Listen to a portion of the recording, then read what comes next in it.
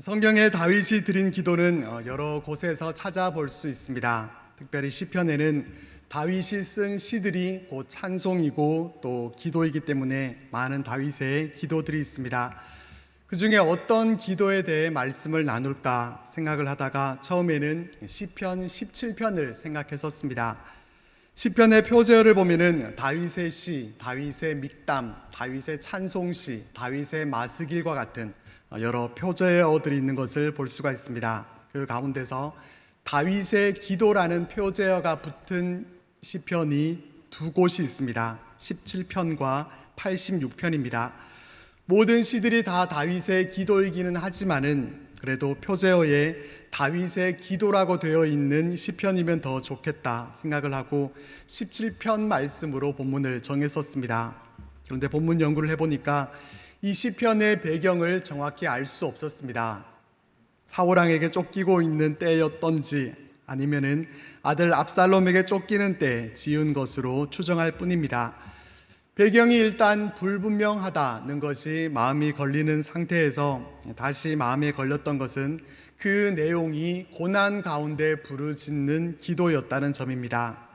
왜 이 부분이 마음에 걸렸냐면 우리는 고난 가운데 있을 때면은 기도를 잘 하기 때문입니다. 고난 가운데 있을 때는 누가 시키지 않아도 하나님 앞에 간절히 두 손 들고 부르짖게 됩니다. 가장 기도를 하지 않고 기도하기 어려운 때가 언제입니까? 바로 우리가 형통할 때입니다. 형통할 때는 기도하지 않습니다. 목회자들이 긴장할 때가 언제인가 하면은 평소에는 새벽기도에 한 번도 나오지 않던 분이 갑자기 나와서 오랫동안 기도하고 가실 때라는 말이 있습니다. 그처럼 어렵고 힘든 때에는 누가 시키지 않아도 이렇게 나와서 간절히 기도하지만은 자녀들이 잘 되고 모든 일이 다 형통할 때 감사하면서 1시간 동안 그렇게 오랫동안 기도하는 분은 찾아보기 어려운 것 같습니다. 그래서 다른 기도들을 찾아보다가 눈에 들어온 말씀이 본문 말씀입니다. 이 기도는 대적들에게 쫓기면서 환난 가운데 드린 기도가 아니기 때문입니다. 본문 말씀은 어떠한 상황 가운데 드렸던 기도였는가 하는 것을 우리가 살펴보면서 다윗이 드렸던 기도에 대해서 함께 생각해 보려 합니다. 본문 앞에 있는 7장 1절 말씀을 보면은 다윗의 현재 시간적 배경을 알 수 있습니다. 여호와께서 주위의 모든 원수를 무찌르사 왕으로 궁에 평안히 살게 하신 때에 다윗은 사울 왕에게 쫓기던 그 고난의 때를 지나고 왕위에 올랐습니다. 하나님의 궤도 예루살렘으로 모셔오면서 나라가 안정을 찾았고 또 하나님께서 다윗이 어디로 가든지 다 이기게 해 주셨기 때문에 주변의 모든 원수들도 다 물리쳤습니다. 덕분에 이스라엘 백성들도 그동안은 이방 나라들로부터 많은 침략을 받고 싸우느라 어려움들이 있었지만은 전에 경험해 보지 못한 평화의 시대를 경험할 수 있게 됐습니다. 다윗도 평안히 왕궁에서 살았습니다. 그런데 다윗은 보통 사람이 아니었습니다. 다윗이 보통 사람이 아니었다라고 말할 수 있는 이유는 7장 2절 말씀에 나옵니다. 왕이 선지자 나단에게 이르되 볼지어다 나는 백향목 궁에 살거늘 하나님의 궤는 휘장 가운데 있도다. 다윗은 대단히 특별한 생각과 또 말을 내뱉습니다. 자신은 백향목으로 지은 좋은 궁에 살고 있는데 하나님의 궤는 성막 휘장 가운데 있다는 사실이 불편했다는 것입니다. 보통 사람들의 입장에서는 이것이 왜 불편한지 도무지 이해가 되지 않습니다. 보통 사람들은 백향목 궁에 살게 되면은 아무것도 부러운 것이 없고 더 이상 바랄 것 없고 불편해야 하지 않습니다. 일반적인 우리의 성향은 평안하고 또 만족한 상황이 되면은 거기에 만족하고 남은 돌아보지 않습니다. 최고의 자리까지 올라가고 나면은 그 자리에서 더 많은 것들을 가지려고 하고 오히려 더 높아지려고 하면서 그때부터 사람들은 신속하게 타락하기 마련입니다. 그런데 다윗은 그렇지 않았습니다. 자신이 잘 먹고 잘 사는 거기에 만족하지 않고 그가 가졌던 생각은 하나님이 거하실 멋진 집을 지어드리는 것이었습니다. 얼마나 대단합니까? 다윗이 얼마나 하나님을 사랑하는 사람이었는가 하는 것을 우리가 여기에서 엿볼 수 있습니다. 다윗은 이 좋은 뜻을 나단 선지자에게 전합니다. 나단 선지자도 다윗의 그 마음을 알기에 왕의 마음에 있는 그 소원대로 행하시라고 그렇게 말합니다. 하나님께 여쭤보지 않고 경솔하게 자신의 생각을 그대로 말한 것입니다. 그래서 그 밤에 하나님께서 나단 선지자에게 임하셔서 말씀하십니다. 하나님은 다윗이 하나님의 전을 짓는 것을 원하지 않으셨습니다. 이유는 두 가지입니다. 하나님은 무소부지하셔서 공간적 장소의 제한을 받지 않으시는 그러한 분이시고, 또한 하나님은 성전 건축을 하라고 그 누구에게도 이전에 명령한 적이 없기 때문입니다. 같은 내용을 기록하고 있는 역대기서 본문을 보면은 다윗이 전쟁으로 말미암아 피를 많이 흘렸기 때문에 전을 건축하지 못하리라 하나님이 말씀하십니다. 그렇다고 해서 하나님이 다윗의 성전 건축 계획에 대해서 비난하시거나 또 진노하신 것은 아닙니다. 하나님은 다윗의 몸에서 나게 될 자가 건축하게 될 것이고 그의 이름을 위대하게 만들어 줄 것이고 다윗의 집과 그의 나라가 영원히 보존되고 또 영원히 견고하게 서리라 그렇게 말씀하셨습니다. 이 부분을 우리는 다윗 언약이라고 부릅니다. 다윗의 기도는 이렇게 하나님께서 나단 선지자를 통해서 말씀해 주신 언약 이후에 드린 기도입니다. 그가 드린 기도를 살펴보기 전에 먼저 그의 마음부터 우리가 상상해 볼 필요가 있을 것 같습니다. 그의 마음은 어떠했을 것 같습니까? 누구보다 하나님을 사랑하고 또 그 사랑의 마음으로 하나님의 전을 짓기 원하는 그러한 뜻을 보였습니다. 그렇다면 하나님께서 이를 기뻐하시면서 역시 너는 내 마음에 합한 사람이구나. 내게 소원 한 가지를 말해보아라. 내가 무엇이든지 다 들어주겠다. 이렇게 말씀하셨다면 얼마나 좋았겠습니까? 그렇지만 하나님은 그렇게 하지 않으시고 다윗의 그 뜻을 거절하셨습니다. 제가 다윗 같으면 하나님께 섭섭한 마음이 들고 한동안 기도도 하지 않고 그랬을 것 같습니다.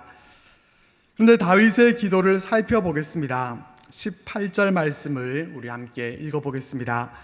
다윗 왕이 여호와 앞에 들어가 앉아서 이르되 주 여호와여 나는 누구이오며 내 집은 무엇이기에 나를 여기까지 이르게 하셨나이까. 이것이 다윗이 드린 기도의 시작입니다. 다윗이 드린 기도는 어떤 기도입니까? 하나님께서 자신에게 베풀어 주신 그 은혜를 망각하지 않고 드린 기도입니다. 나는 누구며 내 가문이 무엇이건데 하나님께서 저를 이렇게 생각해 주시고 왕이 되게 하시고 이와 같은 약속까지 주시나이까. 다윗은 이렇게 고백하고 있는 것입니다. 다윗은 어떤 사람이었습니까? 다윗은 목동이었습니다. 어린 시절 그는 아버지의 양들을 치는 한낱 목동에 지나지 않았습니다. 아버지 이새의 8아들 중에서 막내 아들이었고 아버지와 형들로부터 그렇게 사랑받고 또 귀염을 독차지하던 그런 아들은 아니었던 것 같습니다. 그저 양을 돌볼 수 있는 손을 하나 더 보태는 천덕꾸러기 정도로 여겨집니다. 그의 가문은 또 어떠했습니까? 그의 가문을 보면은 룻기서 마지막에 보아스는 오벳을 낳았고 오벳은 이새를 낳았고 이새는 다윗을 낳았더라 라고 소개되고 있습니다. 다윗의 할아버지는 오벳이라는 사람이었고 오벳은 보아스와 룻 사이에서 태어난 사람입니다. 그러니까 다윗의 증조모는 이방 사람 모압 여인 룻이었습니다. 더 위로 올라가면은 여리고의 기생이었던 라합도 있습니다. 족보 안에 이방 여인들의 이름이 올라 있는 것입니다. 혈통을 중시하는 이 유대 문화 가운데서는 전혀 자랑할 만한 부분이 되지 못합니다. 이 사실을 안다면은 다윗이 왕위에 오를 수 있었던 것은 그의 가문 또 그의 지파 덕분이 아니었다라고 말할 수 있습니다. 그렇기 때문에 다윗이 고백하고 있는 것은 자신이나 또 자신의 가문이 대단해서가 아니라 전적인 하나님의 은혜임을 고백하고 있는 것입니다. 어려울 땐 하나님의 은혜를 간구하면서 그렇게 우리가 기도를 하지만은 잘 되고 또 형통할 때는 하나님의 은혜를 까맣게 잊어버리는 것이 우리들의 모습입니다. 하나님의 은혜로 여기지 않고 내가 땀 흘려 수고했고 내가 그만큼 노력했기 때문이라고 공로를 내 자신에게로 돌려버릴 때가 얼마나 많은지 모릅니다. 생각해 보면은 다윗도 충분히 그럴 수 있었습니다. 다윗은 골리앗 앞에서 누구도 나서지 못했을 때 나라를 구했던 국민 영웅입니다. 군대 장관의 자리에까지 올랐고 왕의 딸로부터 사랑을 받아서 왕의 사위가 됐습니다. 왕자 요나단에게서도 사랑받는 자였습니다. 다윗이 제멋대로 행동한다고 해도 그 누구 하나 뭐라고 말할 수 있는 자가 없었습니다. 사울왕에게 쫓기면서 사울왕을 해치고 왕위에 오를 수 있는 그런 기회가 있었음에도 그렇게 하지 않았던 대단한 믿음과 또 인격의 소유자였습니다. 그런 다윗이라면은 하나님의 은혜가 아니어도 자신의 위치와 공로로 얼마든지 그가 왕위에 오르고 또 하나님의 사랑 가운데 복과 언약을 받기에 충분했다라고 생각할 수 있습니다. 그럼에도 다윗은 모든 것이 하나님의 은혜임을 그가 겸손하게 기도로 고백하고 있는 것을 보게 됩니다. 우리는 어떻습니까? 우리의 삶이 형통할 때 모든 것이 하나님의 은혜임을 우리는 고백하고 있습니까? 당연한 것은 아무것도 없는데 우리들이 누리는 은혜들을 우리가 마땅한 것으로 여기고 하나님의 은혜를 저버리고 은혜를 은혜로 고백하지 못하고 있는 것이 우리의 모습은 아닌지 모르겠습니다. 사랑하는 가족 식구들과 헤어지지 않고 살을 부비면서 같이 살고 있다면 분명 은혜입니다. 연로하시고 아프시지만은 부모님이 생존해 계시다는 것 은혜입니다. 자녀들이 속 썩이는 것 같아도 그래도 내게 자녀가 있다는 것이 은혜입니다. 병약한 부분도 있고 썩 건강하지는 못한다 하더라도 하나님 앞에 나와서 예배 드릴 수 있는 건강이 있는 것만도 은혜입니다. 도대체 나 같은 사람이 뭐라고 하나님께서 은혜 베풀어 주시고 또 사랑해 주신다는 것 놀라운 은혜입니다. 나의 나 된 것이 하나님의 은혜임을 깨닫고 감사하는 겸손한 기도를 드렸던 다윗과 같이 우리도 우리에게 베풀어 주시는 하나님의 모든 은혜들 이것을 우리가 은혜로 해석하면서 겸손한 기도로 나아가는 우리들 모두가 되시기를 바랍니다.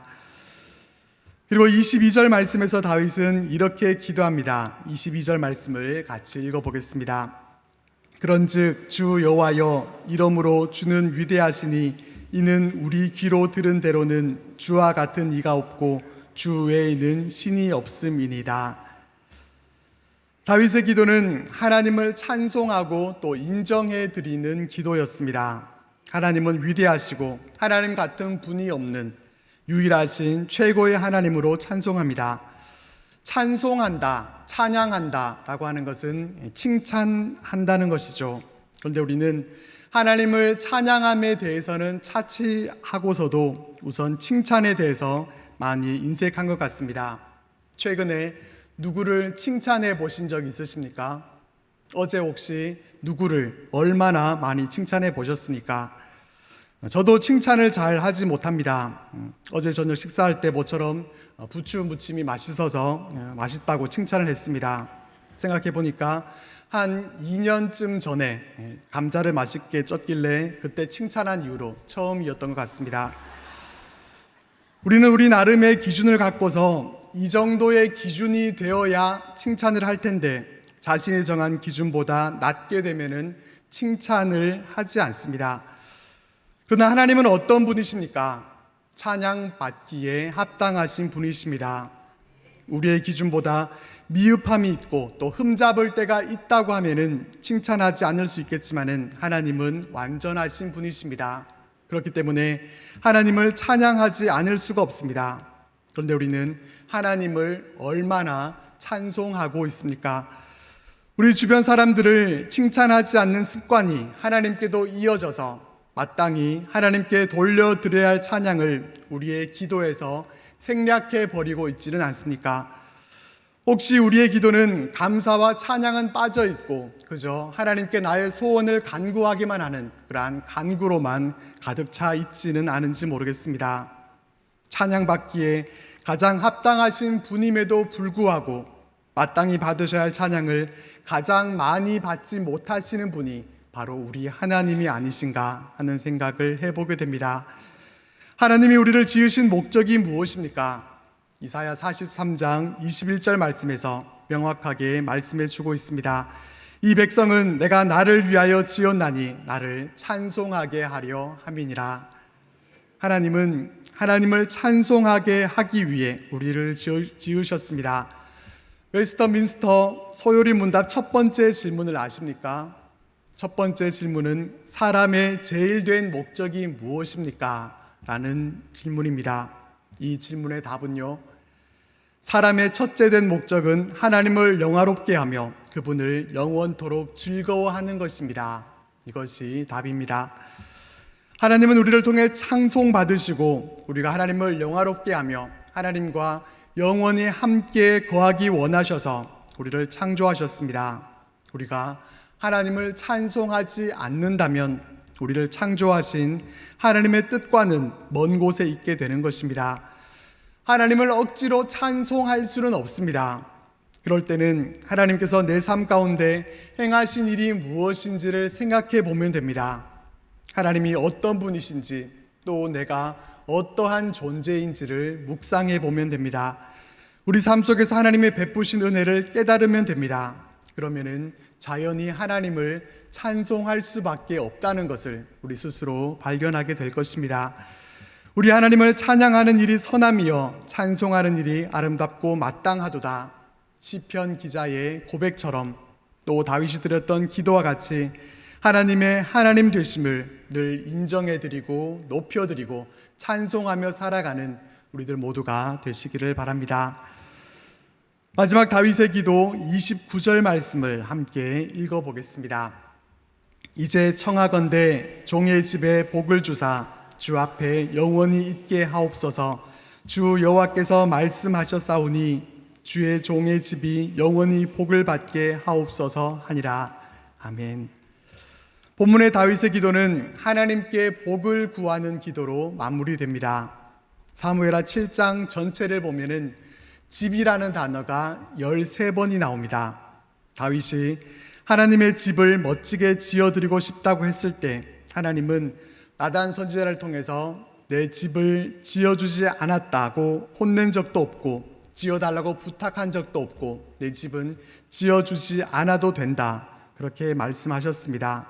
그럼에도 불구하고 하나님을 위해서 멋진 집을 지어주려고 했던 다윗의 그 마음을 하나님은 받으시고 오히려 하나님께서 다윗의 집을 세워주시겠다라고 말씀하십니다.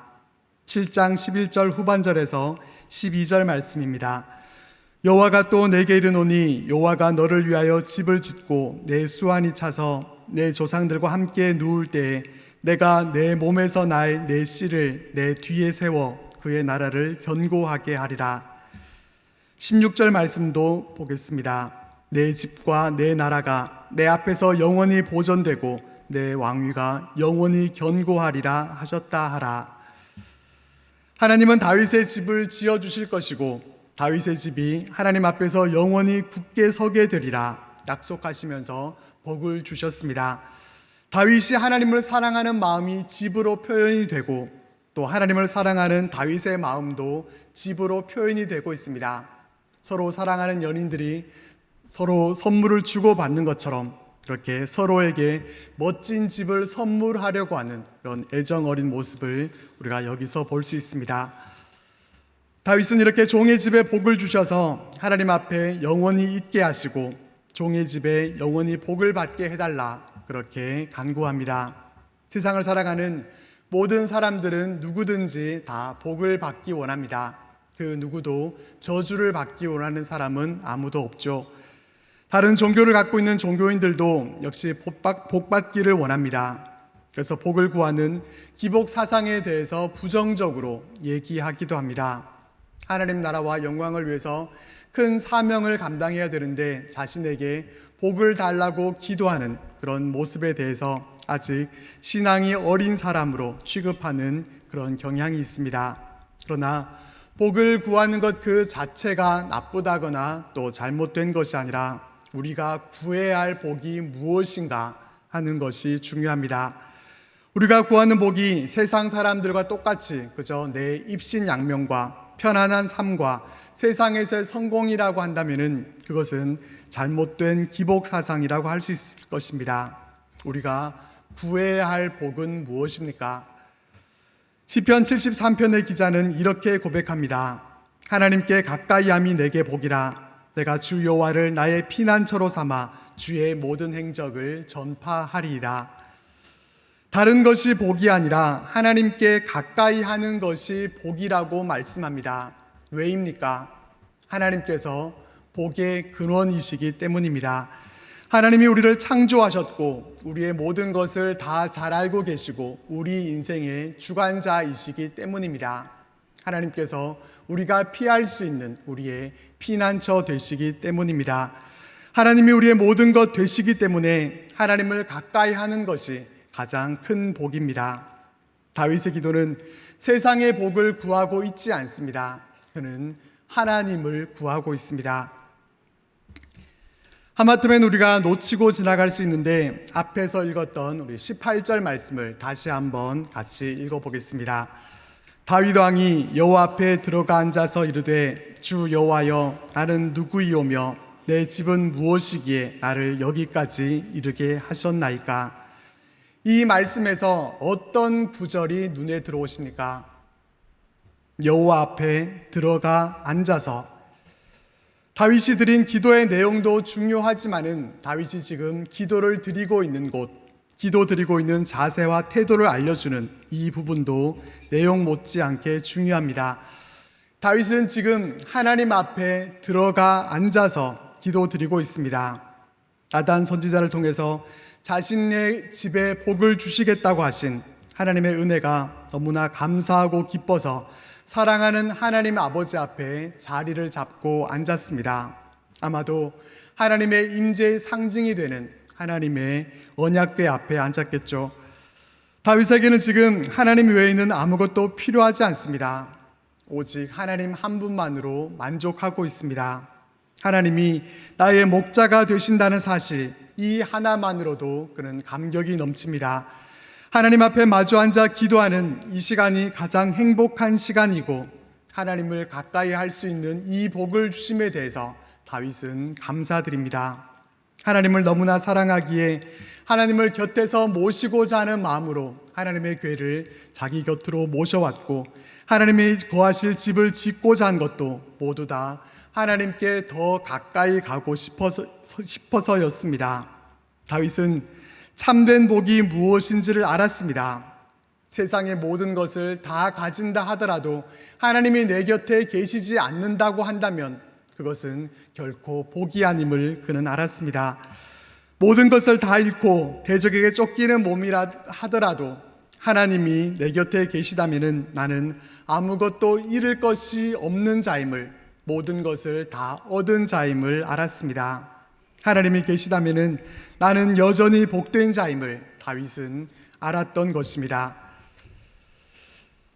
우리는 어떻습니까? 우리는 하나님 앞에 얼마나 머물러 앉아 있습니까? 하나님 앞에 들어가 앉아서 기도해 보신 적 있으십니까? 하나님 앞에 앉아 있기를 즐겨 할 수 있기를 바랍니다. 부모님 곁에 앉아서 조곤조곤 얘기해 주는 자녀가 사랑스럽고 또 예쁜 것처럼 하나님과 우리 사이도 그렇게 될 수 있기를 바랍니다. 힘들고 어려운 문제만 하나님 앞에 가지고 와서 해결해 달라고 간구만 할 것이 아니라 우리가 형통하고 평안하고 어려움이 없을 때에도 하나님 앞에 머물러 앉아서 이런 얘기 저런 얘기 또 하나님 칭찬도 많이 해드리고 감사의 고백도 하나님 앞에 더 많이 해드리고 인생 상담도 하고 어리광도 부려보고 그렇게 했으면 좋겠습니다. 시편에 나오는 다윗의 기도를 보면은 자신의 원수에 대해서 하나님 쟤 좀 혼내주세요. 수명이 짧아지게 해주시고요. 자녀들은 고아가 되어버리게 해주시고 빌어먹게 해주세요. 이런 기도 같지 않은 기도를 드렸다는 것도 볼 수 있습니다. 그렇지만 그 모습이 부정적으로 보이는 것이 아니라 하나님과 격식을 차리지 않고 서슴없이 부끄러운 자신의 그 모든 것까지도 정직하게 하나님 앞에 기도로 나아가는 모습을 보면서 부럽다는 생각을 더 많이 가지게 됐습니다. 다윗은 하나님 앞에서 자신의 모든 것을 꺼내놓을 수 있는 그런 사람이었고, 하나님은 그런 다윗을 기뻐하셔서 그와 그의 집에 복을 주셨습니다.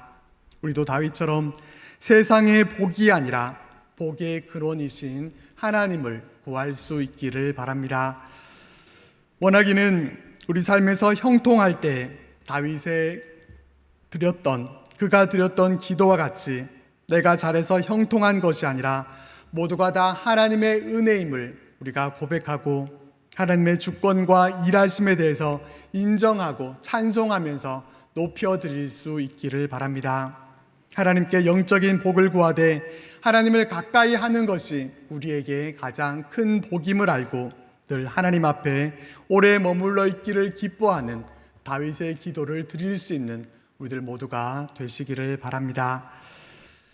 하나님, 다윗의 기도를 통해서 우리의 기도의 모습을 돌아봅니다. 하나님, 우리가 형통한 때에 어떻게 기도하고 있는지 우리의 모습을 돌아보며 다윗이 그 형통하고 또 높은 자리에 있던 그 순간에도 결코 교만하지 않고 하나님의 은혜임을 고백하는 겸손한 기도를 드렸던 것처럼 우리도 어떤 상황 가운데 있든지 늘 겸손한 하나님만을 의지하는 그러한 믿음의 고백으로 나아갈 수 있도록 하나님 함께하여 주옵소서. 오직 찬양받기에 합당하신 하나님 앞에 합당한 찬송을 올려드리는 우리의 삶 될 수 있도록 도와주시고, 세상의 다른 어떠한 복이 아니라 하나님을 구하는 복 되신 하나님께 더욱 가까이 나아가는 우리의 삶 될 수 있도록 하나님 함께하여 주옵소서. 그리하여서 세상의 그 어떠한 사람보다도 하나님을 함께 하시기에 가장 복된 인생이라고 고백할 수 있는 귀한 하나님의 사람들로 살아갈 수 있도록 성령 하나님께서 우리와 함께하여 주옵소서. 예수님 이름으로 기도드립니다. 아멘.